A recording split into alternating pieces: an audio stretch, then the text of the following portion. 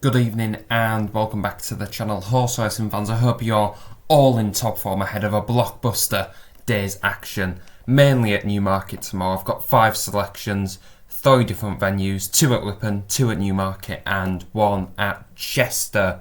5 tips, we're going big. Hopefully we can land the spoil. So I'll just start off with my first selection. Runs at Ripon in the 125.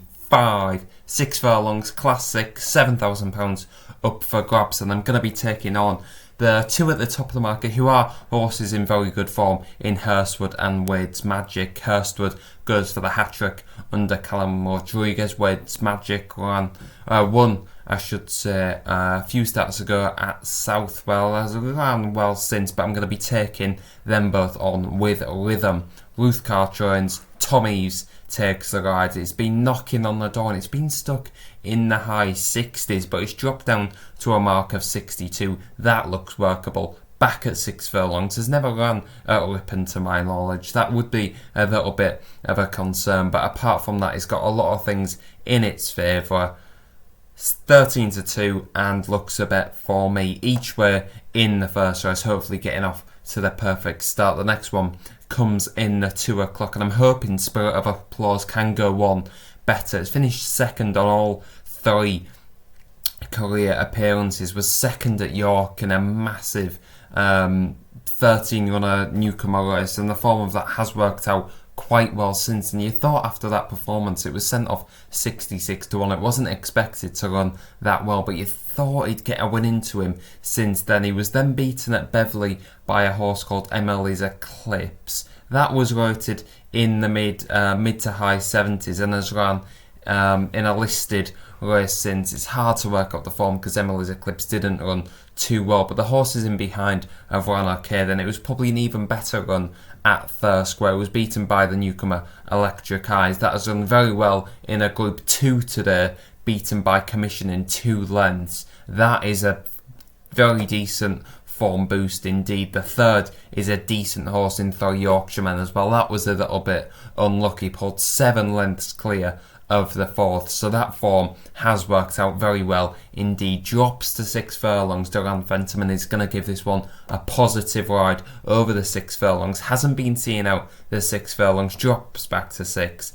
Plenty in its favour. It's not the strongest race. It's winnable, and hopefully he can be winning at 6-4 in the betting. Next up, JM Racing Specialist. This one, Alfred Butcher, who won at the E-Ball meeting on the Tuesday or Wednesday. It was won by about 4 lengths so easily. William Buick he almost knew that this horse was going to be backing up a few days later and gave him a nice considerate ride. Got to the front over the 2 miles, travelled so well, stayed on strongly as well, a proper galloper, then finished second in the E-Ball, just beaten a short head at the end of the day. The handicapper has had his say. He's rated 104. Now that's going to be tougher. Not totally convinced by the track. He's a little bit of a galloper. It might not suit him, but he does travel quite nicely into his races. The 2 mile 2 furlongs as well. That's probably going to draw out his stamina, which is only a good thing as well, which kind of negates the sharp track. That's the method in the madness I'm going with. Anyway, it's 4-1. I expect this horse to be ahead of the handicapper. A group horse in time, a very nice horse in time as well, so I'm expecting him to be in the winners enclosure at what I think is a big price of about 9-2, 4-1. Next up, we're going to head over to Newmarket, the duo of Group 1s. We'll start off with the fillies race, the 225 Juddamont Cheveley Park Stakes.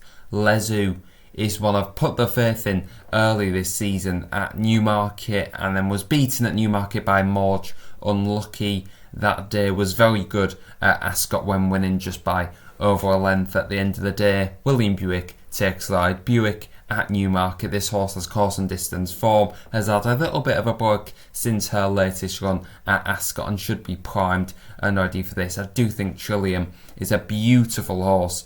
Beat the Platinum Queen by a short head, could mark that up, kind of got stuck in behind, moved out, got there just in the final stride, to be perfectly honest. Meditate is a very good horse, so is Trillium. Lezu is kind of the one of the each way player at 17-2. Hopefully William Buick can get a place or even better. Then my final selection in this video is coming in the big one, the Group 1, the Middle Park Stakes, and I'm going with a horse who I think is a potential absolute worldie. Marshman at 9-4 is clear of these in my opinion. They ran huge at York behind one of the best 2-year-olds I've seen in a very long time, which is Noble Style. This horse is going to be winning it all next season as a 3-year-old. You heard it here first. I think this horse is the real deal. Marshman probably got to the front a little bit too soon just because nothing could take him into the race. He was travelling so well and he was drawn out wide.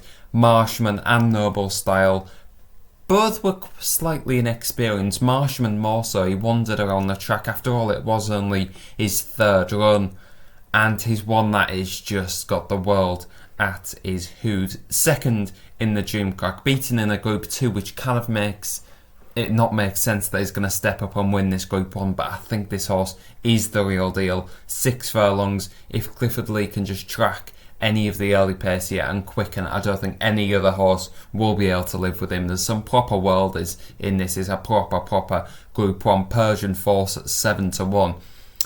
Earlier on this season, after he won so impressively at Doncaster, I didn't think this horse would ever be 7-1 in a 2-year-old sprint, but that just shows how well some of these horses have developed. Marshman is the real deal, is the nap of the day in the big race. 3 o'clock Newmarket. Do not miss this one. It's going to be an absolute belter. That's all from me for tonight. I will be giving my selection for the Cane Butcher tomorrow morning. We'll wait for the markets to move on a little bit. I've got a big price fancy, double figures, taking on the short priced enough favourite for a race of this nature, Mujtaba. That's all from me, J.M. Worthing, over and out. I hope you have a nice evening and hopefully back a few winners at Newmarket on Saturday. See you soon.